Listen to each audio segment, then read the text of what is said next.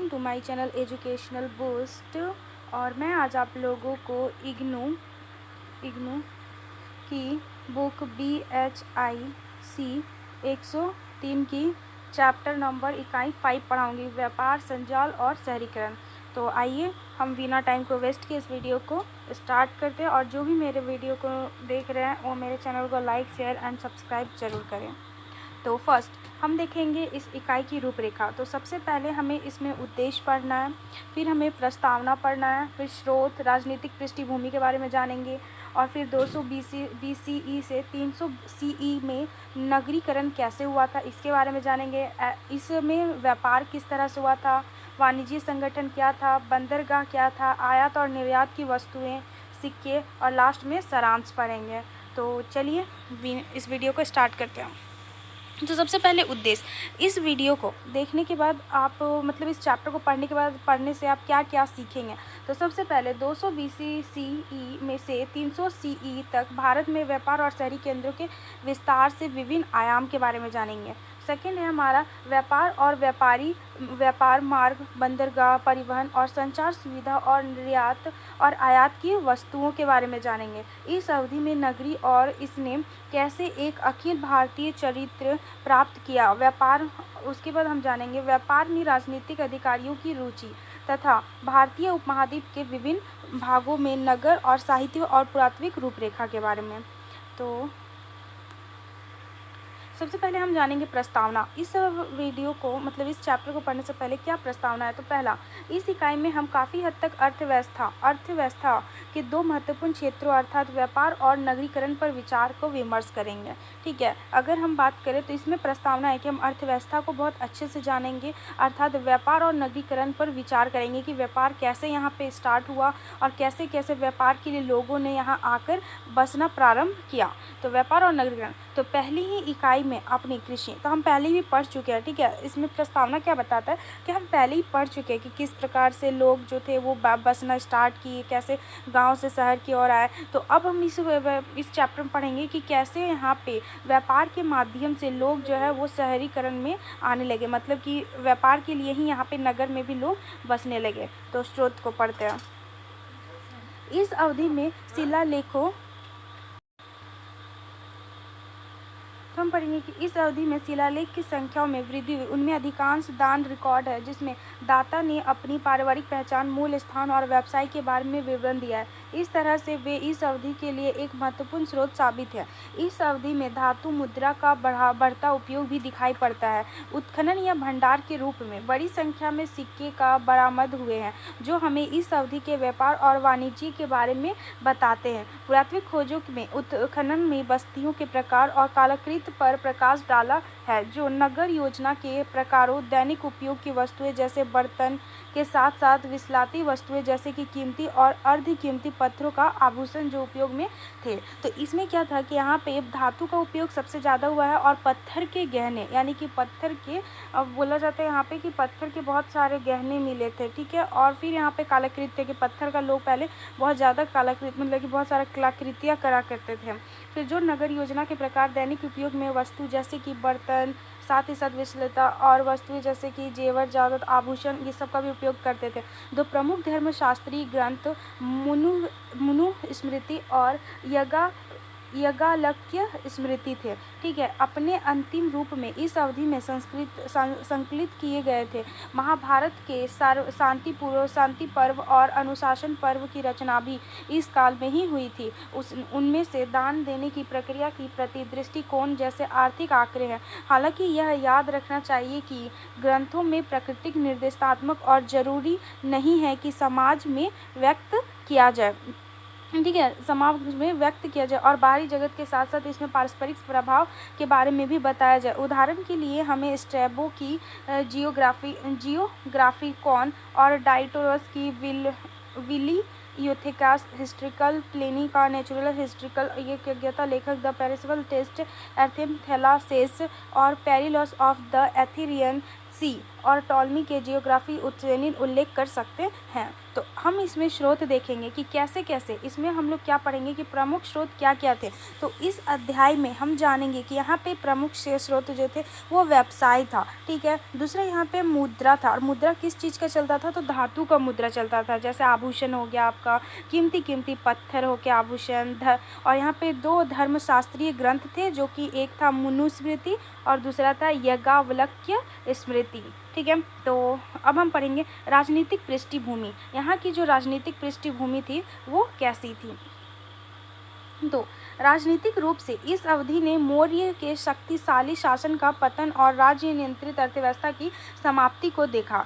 उत्तर में शंगु, कवन और चेदी और नाग जैसे राजवंश ने सत्ता संभाली। दक्कन में सातवाहन और इक्ष्वाकु शक्तिशाली थे, और सुदूर दक्षिण में चोल, चैर और पांडव महत्वपूर्ण हो गए। देखो यहाँ पे क्या हुआ था, राजनीतिक पृष्ठ थी जो कि यहाँ पे बहुत ज़्यादा शक्तिशाली और पतन था। यहाँ पे अर्थव्यवस्था की समाप्ति को देखा जा रहा था। तो उत्तर में जो थे वो शंगु और कवन ने चेदी जो थे वो नाग जैसे राजवंश को संभाले। और इसी दृष्टि में, मतलब कि यही जो है ईस्वी, यहाँ पे ही महाभारत का भी स्टार्ट हुआ था।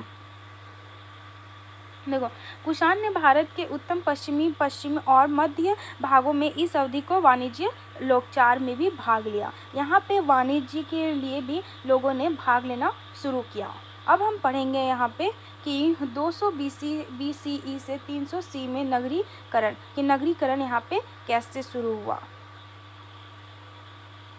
तो समीक्षाधीन अवधि में कृषि विस्तार से अधिविशेष का उत्पादन हुआ, जिसने गैर उत्पादक जैसे कारीगर और व्यापारियों को व्यापार और वाणिज्य में स्वयं को समृद्ध करने का सक्षम बनाया। शहर व्यापार और वाणिज्य, शिल्प, विशेषताओं और प्रशासन के केंद्रीय थे। उत्तम पश्चिम में तक्षशिला एक प्रसिद्ध शहर था। इस शहर के अवशेष की खुदाई 3 टीलों अर्थात भीर, सिरकप और सुख में की गई है। सिरकप के टीले से 200 BC और 200 CE तक की कलाकृतियाँ प्राप्त की गई। शहर ने इंडो ग्रीक की अवधि से नगरीकरण के लक्षण दिखाने शुरू कर दिए, लेकिन शहर की दीवारें के साथ साथ किलेबंद इंडो पार्थिक शासकों ने भी की थी। यहाँ क्या हुआ कि यहाँ पे उत्पादन हुआ, जिसमें गैर उत्पादक जैसे कारीगर और व्यापारियों का व्यापार और वाणिज्य में समर्पित करने के लिए सक्षम बनाया गया। और शहर व्यापार और वाणिज्य, शिल्प, विशेषताओं का प्रशासन के केंद्र थे, जिसमें कि उत्तर पश्चिमी तक्षशिला प्रसिद्ध शहर थे, ठीक है, जहाँ से लोगों का आना जाना भी प्रारंभ हुआ था, ठीक है, जिससे कि यहाँ पे स्टार्ट हुआ था नगरीकरण का बसना। तो अच्छी तरह से बनाई गई सड़कों और योजनाबद्ध घरों और ग्रीक और हेलेनिस्टिक प्रभाव को दर्शाते हैं अच्छे थे। और 200 BC तक आते आते एक नई सड़क बनाई गई थी। उत्तर पूर्व बिहार में वैशाली के लिच्छवी राजवंश किलेबंदी की दीवारें 200 BC और 200 CE तक के कम से कम 3 बार बनाया गया था। उड़ीसा के शिशुपालगढ़ में नगरीकरण के चिन्ह 300 BC के बाद से ही देखा जा सकते थे, लेकिन 200 BC तक तेजी से आगे बढ़ने लगा, और इसी में 200 से 100 BC तक के बीच में बनाई गई। एक बड़ी दीवार पहले कच्ची ईंटों के बाद और पक्की ईंटों के साथ साथ बनाई गई, और सिलापालगढ़ के प्रारंभिक ऐतिहासिक शहर में उल्लेखनीय बड़ा और अविकृत प्रवेश द्वार था। यहाँ क्या हुआ, यहाँ पे बहुत सारे रोटे बनाए गए, बड़े बड़े धर्मशालाएं बनाए गए। ऐतिहासिक शहर के नाम से फिर ये क्या हुआ, प्रसिद्ध होना स्टार्ट हुआ। इस अवधि के दौरान मथुरा उत्तर प्रदेश में सबसे अग्रणी शहर के रूप में उभरा। यह शहर शक, पल्लव और कुषाण शासनों के दौरान विकास के शिखर पर पहुंच गया। चूँकि इन शासकों का उत्तर पश्चिमी के साथ घनिष्ठ संबंध था, इसलिए मथुरा, जो हालांकि गंगा यमुना दोबाव और स्थित था, उत्तर पश्चिम में ऐतिहासिक विकास के साथ साथ निकटता से जुड़ गया। और शोक के शहर में अवशेष कुषाण काल के दौरान विकास के उच्चतम चिन्हों को दिखाते हैं। आवासीय इमारत कच्ची मिट्टी और पक्की मिट्टी ईंटों के दोनों से बनी हुई थी। शहर की दीवारों को भी पुनर्निर्मित और चौड़ा किया गया था। अंगुत्तर निकाय 6ठी शताब्दी BC। मथुरा का वर्णन अनुकूल नहीं है। यह मथुरा की धूल भरी सड़कों, खराब परिवहन और खराब आर्थिक स्थिति का वर्णन करता है, जहां भिक्षुक को आसानी से भिक्षा भी नहीं मिलती थी। शहर में खेदजनक तस्वीर और तुलना 3री शताब्दी CE के बौद्ध ग्रंथीय ललित और वर्णन के रूप में भी यहाँ पे किया जा सकता था, और शहर का आकार भी बढ़ गया था। अब यहाँ पे बात आता है कि यहाँ पे शहर उत्तर पश्चिम में सब जगह पे यहाँ पे ऐतिहासिक के विकास में देखा जाता था कि वहाँ पे आवासीय इमारतें जो थे वो कच्ची मिट्टी और कच्ची ईंटों से बनाए जाते थे, ठीक है, मतलब पक्की ईंटों और दोनों से बनी हुई थी, कच्ची और पक्की दोनों से। और यहाँ पर मथुरा जो थे वो भी बहुत उस टाइम गरीब था, गरीब गाँव या देश था, ठीक है, मतलब गरीब था, जो कि बहुत ही अधिक आबादी वाला था, जहाँ पे वहाँ पे भिक्षा भी नहीं दिया जाता था। पूर्व में महत्वपूर्ण शहर चंद्रकेतुगढ़ था। वहाँ पे अगर प्रसिद्ध शहर या महत्वपूर्ण शहर था तो वो था चंद्रकेतुगढ़। कोलकाता में उत्तर पूर्व से 23 मील की दूरी पर स्थित एक स्थल की ऊंची पर मिट्टी की दीवार पर घिरा हुआ था। स्थल की सीमा विस्तार दर्शाता है कि शहर बड़ा था। इसके प्रारंभिक स्तर पर उत्तरी काल पॉलिशदार और मृत्य भांड, जो एक शहरीकरण से संबंधित मृत्य भांड है, पाए गए। शहर हालांकि प्रथम शताब्दी में ही अपने पूर्ण आयाम और शहरी चरित्र तक पहुंच पाया था। इस चरण में मिट्टी के बर्तन, पकी हुई मिट्टी की मूर्तियां और ढाले गए तांबे के सिक्के पाए जाते थे। मंदिर में गिलास शहर और निवासी द्वारा बिताए गए अवकाश काल का संकेत देते हैं। यहाँ क्या होता था कि महत्वपूर्ण यहाँ का जो सबसे महत्वपूर्ण शहर था वो था चंद्रकेतुगढ़। और यहाँ पे कोलकाता में 23 मील की एक दूरी पर एक स्थल बनाया गया था जो कि ऊंची मिट्टी के थे, और वो दीवार मिट्टी से पूरा घेरा हुआ था, जो कि सीमा को दर्शाता था, ठीक है, जिसमें कि मृत्य भांड से भी संबंधित था। और शहर में हालांकि प्रथम शताब्दी में ही अपने आयाम और शहरी चित्रों तक पहुँचाया इसमें गया था। और ये जो निवासी थे वो वहाँ पे आकर फिर रहने लगे थे, कुछ छुट्टियाँ अपनी बिताते थे। फिर निचले बंगाल के भाग में मंगलकोट का स्थल में शताब्दी सीई के स्तर पर शहरीकरण का प्रमाण दिखाता है। और पकी हुई मिट्टियों की कलाकृतियाँ, कीमतियाँ, पत्थर के हार, पीने की गिलास और चित्र डिजाइन वाले लाल मृदीय भांड के सेचक, ढाले तांबे के सिक्के और मोहरे शहरी जीवन की गवाही देती है। मकान ईंटों से बने थे और उनके बगल में ही ईंटों से बने कुएं थे। और यहाँ पे क्या था कि यहाँ पे कलाकृतियाँ जो थी, कलाकृतियों से पता चलता है कि यहाँ कीमती पत्थर के हार थे, बने हुए थे, फिर चित्र डिज़ाइन से भी लाल मृदीय भांड के सेचक थे, फिर ढाले गए थे, और तांबे के सिक्के का भी यहाँ यूज़ किया गया था। तो इससे पता चलता है कि जो मकान जो थे वो ईंटों से बने थे और उनके बगल में ही ईंटों से बने कुएं भी थे। फिर है दक्कन में नेवासा टर, ठीक है, दक्कन में नेवासा के टर में सतनी कोटा के उत्खनन में शहरी चरण का प्रमाण दिए गए। सतनी कोटा और कर्नूल जिले में स्थिर एक सातवाहन शहरी केंद्र था। यह किले बंद शहर और तंगुभद्रा के दाहिनी किनारे पर स्थित था। यह पहली शताब्दी BCE से तीसरी शताब्दी CE की अवधि के दौरान फला फूला। दीवार के अलावा यह शहर एक खाई से घिरा हुआ था। किले की दीवार पकी ईंटों से बनी थी और इसके दक्षिण में एक भव्य प्रवेश द्वार था, और कीमती पत्थरों के मनकों का निर्माण शहर के लिए एक महत्वपूर्ण गतिविधि थी। यहाँ के जो दीवार थे, यहाँ पे जो था वहाँ पर बहुत ज़्यादा फला फूला हुआ था, और दीवार के अलावा यहाँ के जो शहर में खाई का घिरा हुआ रहता था, वो भी किले का दीवार जो था वो पक्की ईंटों से बनी होती थी। और यहाँ पे जो थे वो मनका, यानी कि जो कीमती पत्थर से जो कि आभूषण बनाए जाते थे, वो बहुत ही महत्वपूर्ण थी। नासिक से शक और सातवाहन शिलालेख नगर में निगम का उल्लेख करते हैं। शक्त और महापक्ष रुद्र नमन ने जंगली जानवरों और चोरों से नगर और निगमों की रक्षा करने का दावा किया गया है। गौतमी पुत्र और सातकर्णी के शासनकाल में सातवाहन की शक्ति के विस्तार में सात नगरीकरण की प्रक्रिया पूरी दक्कन तक फैल गई। अमरावती, भट्टीप्रोल और सलीमटम, नागार्जुन कोंडा, कृष्णा डेल्टा वे स्थल और निश्चित रूप से शहरी थे।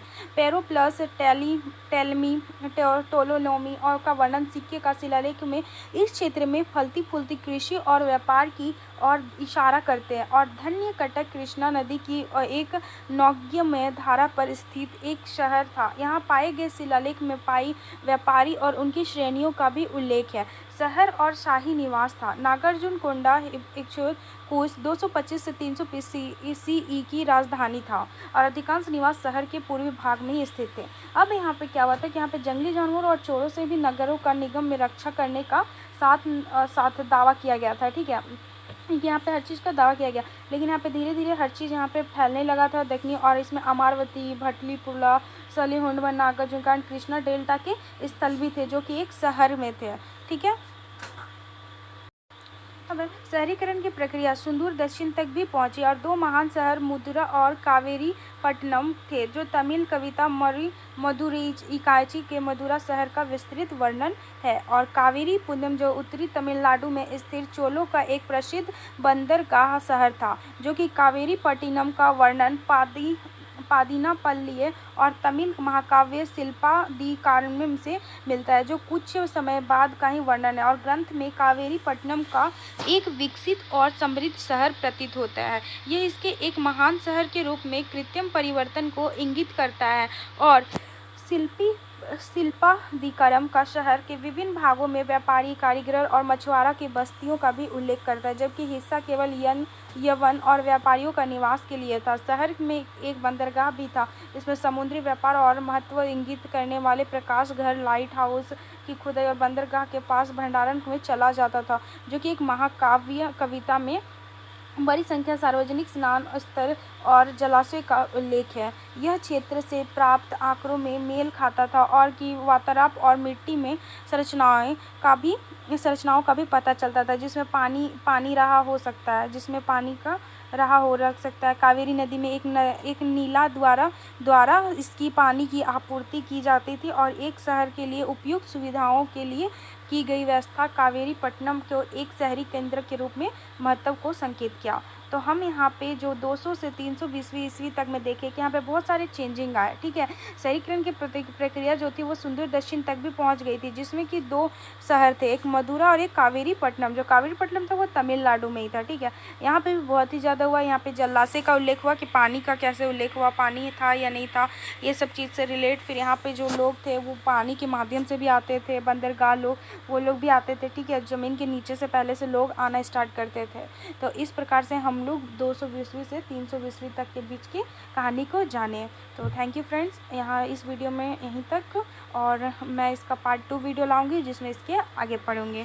तो मेरे वीडियो को लाइक, शेयर एंड सब्सक्राइब जरूर करें।